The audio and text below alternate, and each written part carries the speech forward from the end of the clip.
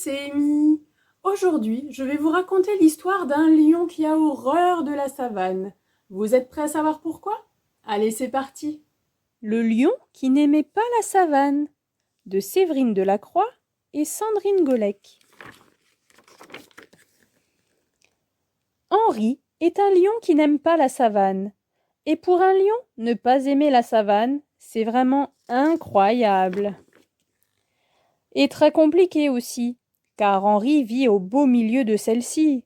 Dans la savane, il y a des tas d'endroits où pouvoir dormir. Ça tombe bien. Faire la sieste est l'activité favorite d'Henri. Malheureusement, entre les fourmis, les sauterelles, les termites et les moustiques, il y a toujours quelqu'un pour le déranger. Aïe! Henri est très fier de sa famille. Cela fait 5 générations qu'elle règne sur la savane. Mais... Ah, bougre de pachyderme maladroit, s'indigne Henri. Vous ne pouvez pas aller piétiner autre chose? Le meilleur moment pour aller s'abreuver? À la tombée du jour, bien sûr, quand tout est calme et paisible. C'est compter sans les crocodiles prêts à bondir sur leur proie et pour les entraîner au fond de l'eau. Clac! Ah! Non mais ça va pas la tête? Quand il ne dort pas, Henri aime lézarder au soleil. D'abord, il protège sa peau des rayons ardents. Ensuite, il s'étale de tout son long. Mais pauvre Henri, pan! Quand il n'est pas la cible des braconniers ou des touristes, clic, clic, clic, clic.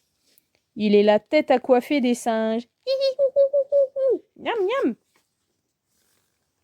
Fatigué d'être embêté, Henri a construit un mur autour de lui.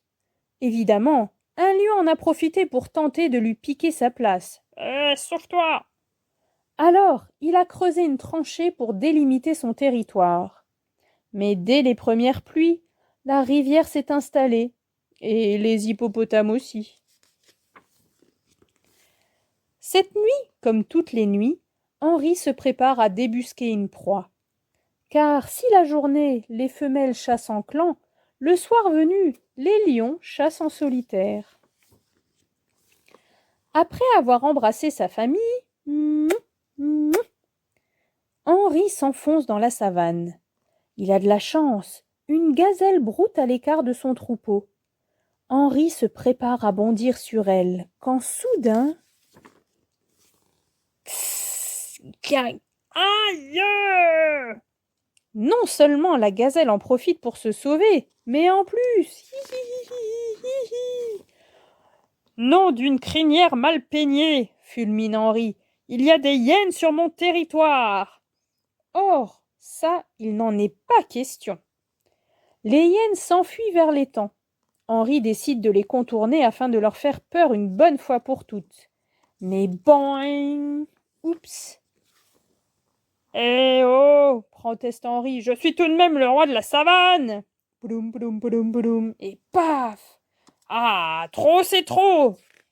Par mes ancêtres rugissants, gémit Henri. J'en ai marre de la savane. Si seulement je vivais ailleurs! Mais la voilà la solution.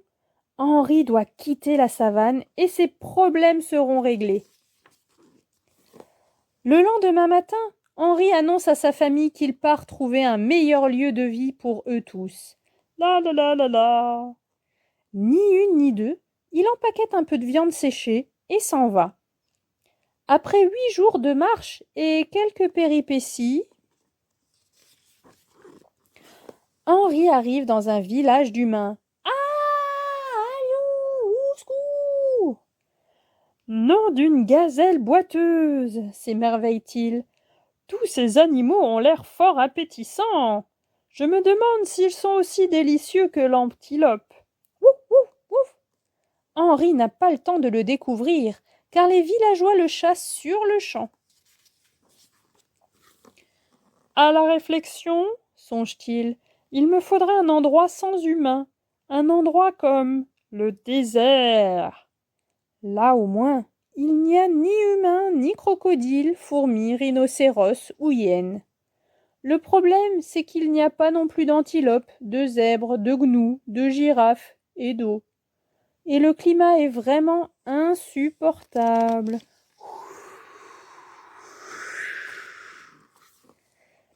Agacé, Henri emprunte un bateau et vogue loin, très loin, jusqu'à un autre continent.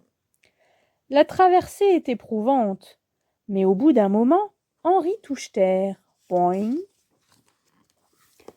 Comme c'est vert, s'enthousiasme-t-il en arpentant les lieux.